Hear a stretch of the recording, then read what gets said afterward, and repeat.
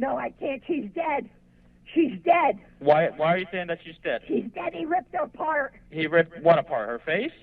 Everything. He ripped her apart? Listen, I think I'm going to faint. I think I'm going to pass out. No, just breathe, okay? I'm going to stay with you on the phone until they get there. Listen, please hurry. Please hurry. Oh, my God. They got to have their guns out. Hello everyone, thank you so much for tuning into my channel. My name is Sylvia, and if you're new here, welcome! And if you're a returning subscriber, then an extra special welcome to you. I have a wild story today, pun intended, but before we get into it, please go ahead and hit that subscribe button down below if you haven't already. Today's story is the story of Travis the chimp. And he's that chimpanzee that mauled that woman, and he literally ripped her face off. This happened in 2009. I don't know if you guys remember it, but I remember being like 12 when it happened, and I'm not joking. This story scarred me. I was home alone one day, and being the future Sylvia Solves It that I am, I was doing some research on this case because I was curious. And I came across the YouTube video of the 911 call where you can literally hear Travis screaming in the background, and it scarred me for life. I cannot look at chimpanzees the same after this case. They're so scary, they're so strong, they're extremely aggressive, and it's one of those cases where it's like after you hear this story, you can't look at a chimpanzee the same. So let's go ahead and get started on the case of Charla Nash and Travis the chimp. Sandra Herold was living in Stamford, Connecticut, and she was married to her husband, Jerome Herold. They owned a towing company, and they were quite wealthy people, and they were animal lovers. So one day, Sandra Herold went to a horse show or like circus, one of those shows, and somebody there had a chimpanzee, and it was performing on stage with all the other animals. I'm sure it was wearing like a funny little outfit. It was doing like some fun stunts and stuff like that. And the chimp actually jumped away from its handler and ran up to Sandra, who was sitting in the front row, jumped right into her arms, and Sandra fell in love, and she decided that she wanted her own chimpanzee. So she reached out to the Missouri Chimpanzee Sanctuary to see if she could get one of her own. The two owners let her know that they had a female chimpanzee that was currently pregnant and due to give birth in October 1995. So once this chimpanzee handmaid gave birth, the baby was immediately taken away, and Sandra got a phone call saying, "Your baby's here," and she ran to the airport where Travis had been delivered to her, and he was just 3 days old, like a real baby chimpanzee. And here's an interesting side note. Travis's mom, the chimpanzee, not Sandra, actually ended up escaping her enclosure after this incident and had to be shot. So that's kind of interesting, knowing the end of this story. Maybe it was an aggressive bloodline, or maybe this is just the nature of chimpanzees when they're in captivity. Sandra pays $50,000 for this baby chimpanzee, and she names him Travis. Travis, the cute little baby chimp, he was the size of like an actual baby. You could hold him in your arms. He behaved like a baby. He wore his little diaper. He was just cute as can be, and he was socialized immediately. He was actually like the talk of the town of Stamford, Connecticut, where they lived, and people, would play with him. They would see him out in public because she took him everywhere. And Travis even became like a little movie star. He appeared in several TV shows and was even in a Pepsi commercial. So damn, this chimp has a better acting portfolio than I do. He also appeared on TV programs like The Maury Povich Show and The Man Show, which is this weird sexist show that Jimmy Kimmel had in the early 2000s that everyone seems to have forgotten about. Travis was the mascot for Sandy and Jerome's towing company. So he would actually go with them to different tow jobs, and he wore like a t-shirt and like a baseball cap a lot of the time and would sit in the front seat of her car with his seatbelt on. So Sandy and Jerome did have a daughter, and Sandy and the daughter were close, but it seems like Sandra may have had some like abandonment issues or like attachment issues, and like I'm no therapist, but you'll just kind of see this as the story goes on.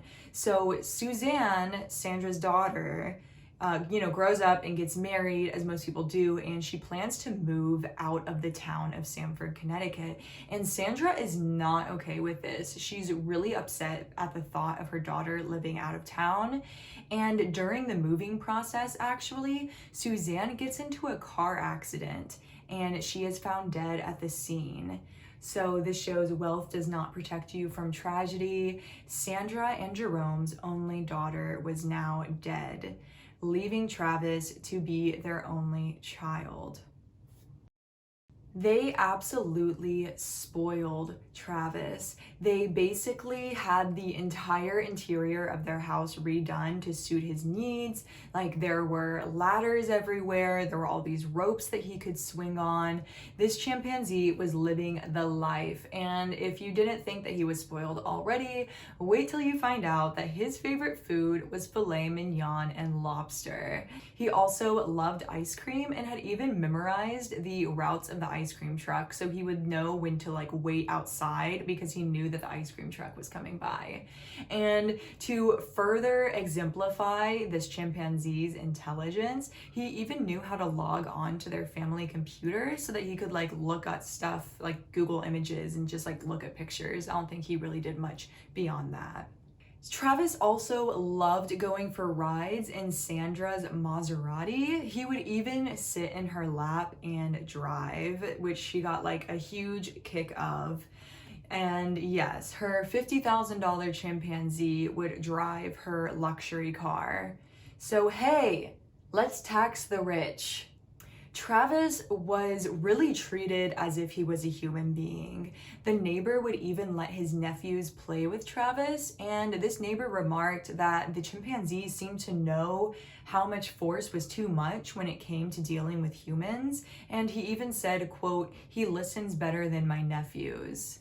Now, even though Travis seemed cute and sweet, this is a wild animal, and he came with aggressive tendencies, like all wild animals do. There was an incident in 2003 when Travis was driving in the passenger side of Sandra's car, and some youths pulled up beside them and threw a bottle into the cracked window of the car. This hit Travis and he became enraged. The chimpanzee got out of the car and began running around on the roadway, beating on different cars and refusing to get back into Sandra's car. He was 200 pounds at this time, and he was just wandering through traffic, and he actually held up traffic for over 2 hours. The officers arrived and they tried like goading him to get back into one of their cars using like candy or nuts. But as soon as he would get the food, he would just run right back onto the roadway. And this was quite the spectacle. What the fuck is going on in here on this day? Eventually he was hit with a tranquilizer dart and Sandra was able to get him home. And after this, the town of Stamford, Connecticut actually released new laws around exotic animal ownership.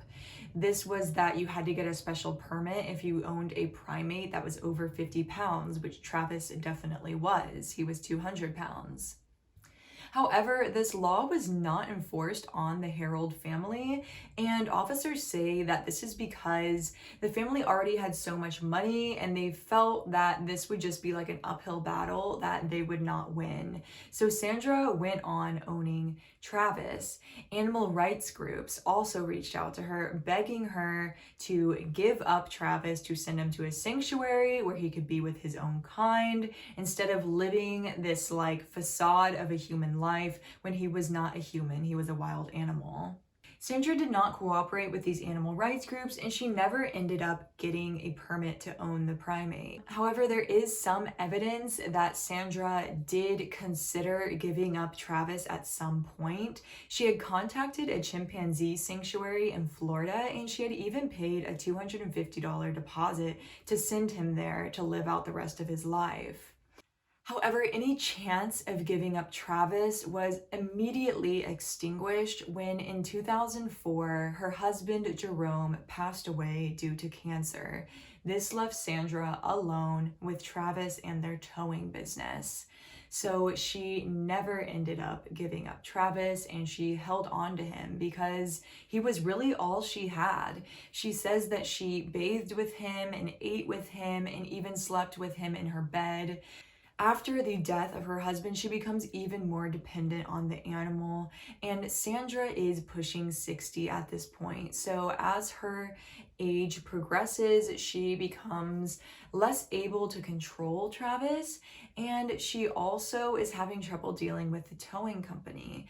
And this is when she reaches out to her longtime friend, Charla Nash, to assist her. She and Charla had met at a horse auction several years earlier. Charla was a very talented barrel racer, and she was also an animal lover, so it made sense that she would be able to be Sandra's assistant. Charla lived out of state, but she was a single mom, so she was very excited at the prospect of having this higher paying job and moving to Connecticut to live near one of her best friends. It was true. Charla's life was about to change forever, but not in the way that she expected. According to interviews with Charla after the attack, she does say that she had always been afraid of Travis, and this was because on the very first day that she met the chimpanzee, he was, in her arms playing with her, and he reached up to her head and grabbed a chunk of hair, pulling it out.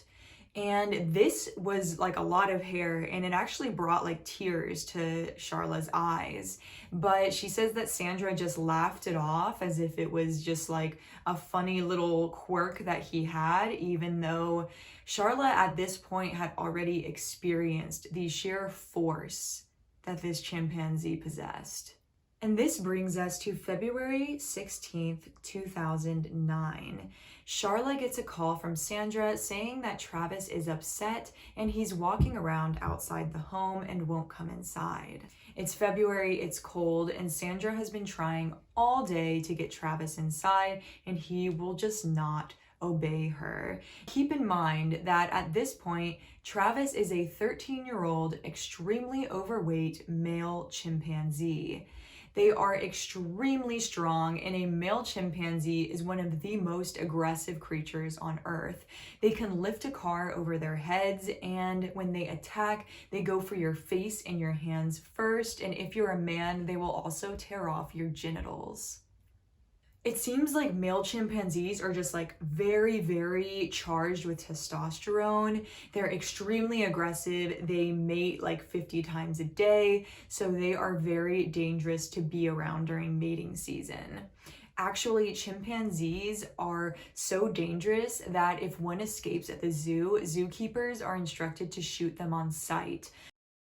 While a tiger or a lion can be shot with a tranquilizer dart, a chimpanzee is supposed to be put down on sight.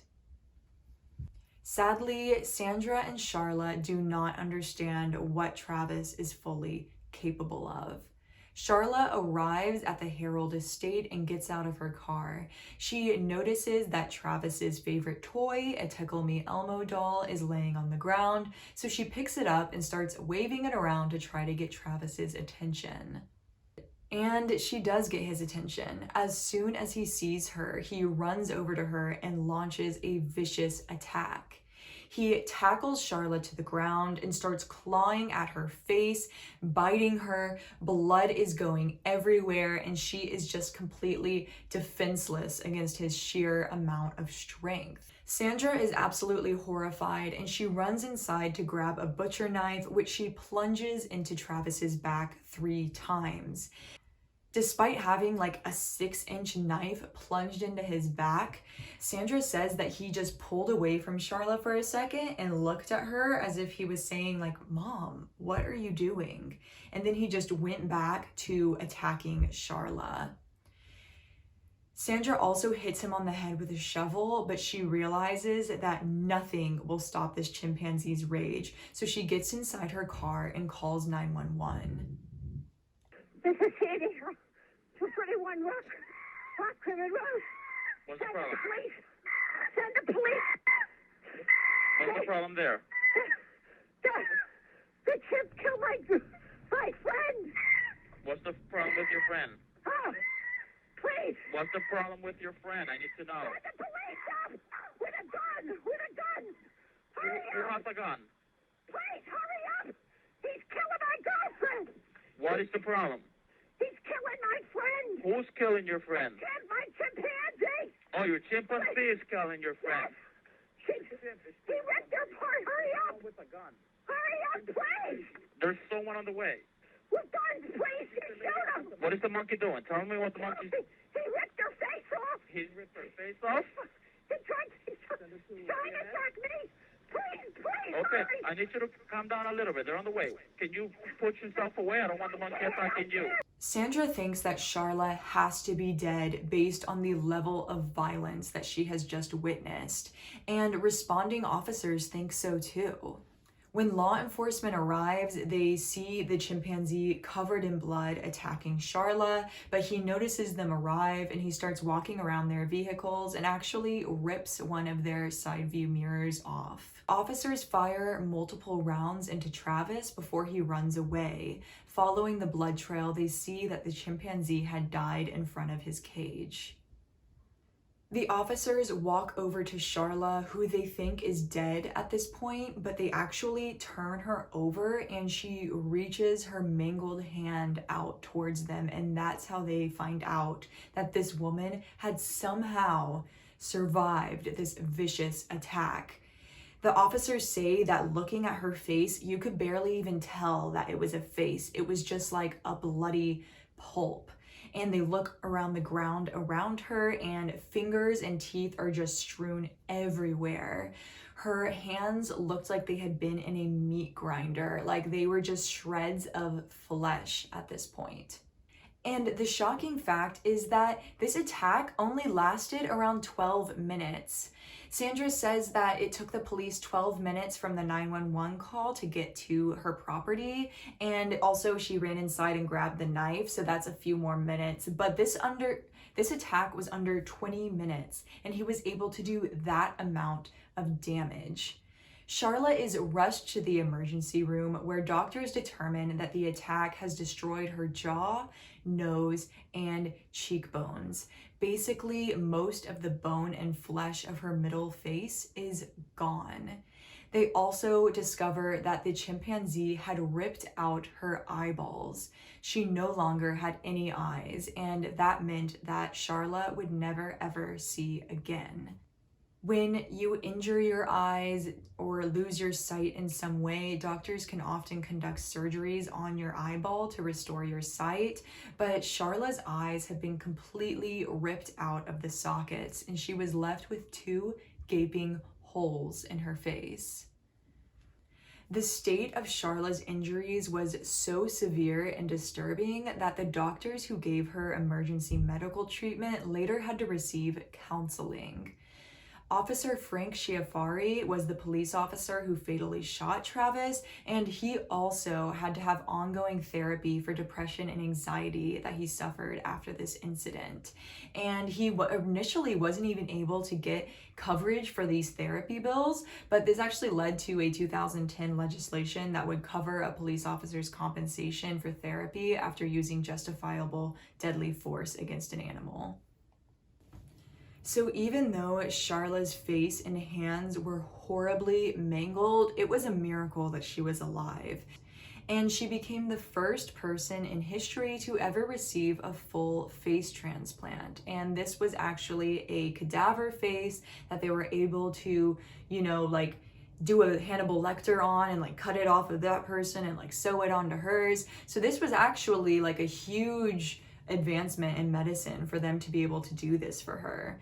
Because before, you could like barely even tell that you were looking at a face, but now at least she like resembled a person. And even though she'd never looked like herself, at least now she could kind of like blend in with the crowd in some way. Like I said, her hands had been destroyed. Her fingers had been ripped off and they looked like they'd been through a shredder. So the police try to give her a full hand transplant, which they do, but then this later fails because she gets an infection in them and they have to immediately remove them. However, they are able to attach a thumb to one hand, so she is left with one finger after this chimpanzee attack. Unfortunately, due to the severity of her injuries, she'll never be able to live a fully normal life. In November 2009, Charla does an interview with Oprah Winfrey where she reveals her face to the public for the first time. In this interview, she's wearing a veil over her face, which she says is what she wears most often just because she doesn't want to scare people, which is really sad. And she does remove the veil and eventually show what she looks like now after being attacked by an adult male chimpanzee. In this interview with Oprah, she says that she does not remember the attack at all, and she does not want to remember the attack. One, because of the trauma, and two, because it stops her from moving forward. She really just wants to focus on recovery. This was back in 2009, so I'm not sure if the memories have resurfaced for Charla or if like they're surfacing in PTSD nightmares. I'm not sure. I mean, I hope not, but yeah, she says that she doesn't want to remember anything about this attack because it was so gruesome. Now, someone does remember, and that's Sandra, because she had witnessed this entire thing from start to finish. And even though she was negligent with Travis, she is really disturbed by what happened, and she's just absolutely traumatized. Of course, Sandra is bombarded with reporters and all these different inquiries about Travis's history and his behavior. And Sandra says that he was like a child to her, and stabbing him felt like she was plunging a knife into her own body. The morning of the attack, Sandra does admit that Travis seemed antsy and irritable, so she gave him a cup of tea laced with Xanax that had actually been left behind by her friend who had been staying with her. Xanax is a potent anti-anxiety drug that you need a prescription for, and it can cause disorientation, and occasionally it also causes hallucination, rage, and aggression.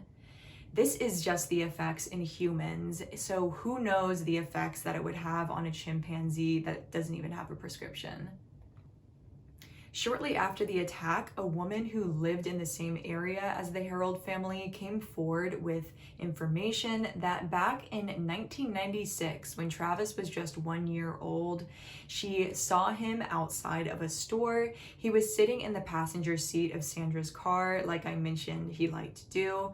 And when this woman walked by, she was like, "Oh, he's so cute, like, can I go pet him?" And Sandra said, "Yeah, come over here." And she reached her arm into the car, and Travis grabbed her hand and bit it. This bite drew blood, and the woman went to the police and reported it, but the police said that they had no record of such complaint. There were signs that Travis was aggressive towards humans. There was the incident where he pulled out Charla's hair and Sandra just laughed as if it wasn't a big deal. There's this whole hand biting thing. There's that whole thing that happened where he held up traffic. Then there's all these animal rights groups reaching out to her. There's the fact that Sandra was too negligent to get a permit for Travis, and it really just seemed from everyone who was around her that she treated Travis like he was a human, but he wasn't. He was a chimpanzee. Of course, all these signs of negligence are going to lead to litigation. In March 2009, Charla Nash and her family filed a $50 million lawsuit against Sandra Herold. On May 6th of that same year, a Stamford judge froze Sandra's assets, which were valued at $10 million. On November 12th, Charla received a settlement from the Herold estate, and it was approximately $4 million, which sounds like a lot, but guys, like, Charla's life has been forever changed. She has the trauma of the attack. She's blind. She can't live alone. She's gonna have to go through surgery after surgery. She has physical therapy. She's gonna have to have like an assisted living situation. She can't work a normal job. Like, her life has been ruined. So like $4 million does not seem like a lot. All the stress from this incident and the deaths of her family members caused Sandra to retreat further and further into depression. She basically became a recluse, and none of her friends or family ever heard from her, and she hardly ever left her home. In just 1 year after the attack, Sandra Herold died of a brain aneurysm caused by all the stress from her circumstances. So that's kind of where this story has to end, because, you know, Charlotte can only do so much to the Herold family because Sandra died. And she now travels the country speaking on the dangers of exotic animal ownership. So Charla, obviously there are a lot of primates in people's homes and in our communities. I mean, we estimate as many as 15,000 primates in communities. I mean, do you want to convey a message to the people who have them in their homes, or the people who are neighbors, about what sort of disaster they're courting by allowing this to persist in these communities? I want everyone out there that either has a primate or knows of someone with a primate. You know, they are very dangerous, infectious animals. As cute as they are, they're going to hurt someone. Not only is it unhealthy for the owner or the neither, but the animal itself is suffering. I've seen with my own eyes, when I could see, Travis used to sit on the floor in a corner and rock. Now, that is not a happy, healthy chimpanzee. Another thing I also noticed, his coat was dull, his skin was flaky, he had sores on his face, he had large knuckles from hitting the cage, and be responsible and think for the welfare of the animal and yourself what is right. And the right thing is let the animal live in its own environment. Well, A lot of people are like seeing these videos of people online petting panthers and playing with chimpanzees and like walking around with their giant snakes, and they think that it's okay to own one themselves and that they can handle it. But the thing is, these are wild animals. Their habitat is vastly different from the typical suburban or country home that somebody lives in. And also, they need to live with their own kind, because like, think about Travis. He was an adult chimp. Any person who was playing with him would not be able to like exert the same amount of energy that he would need to burn off each day. And that's why he was so overweight. One reason that Travis may have acted so aggressively was the fact that Charla had recently dyed her hair for a concert that she was going to. So the fact that he saw a stranger standing in his own territory may have made him act aggressively. But who knows, maybe it was the Xanax that was in his system. Maybe it was the fact that he was a grown chimp. We'll never know, I guess. Or was it just simply the fact that Travis was a grown chimpanzee and this was not the place for him? He would never feel comfortable because he was not in an environment that was natural for him. And that leads us to the end of this video. I would love to hear your thoughts. Do you remember this story back when it happened in 2009? Do you like hearing about these like animal attacks? Because I could do a lot more videos on these. I actually know about a ton of animal attacks, and I would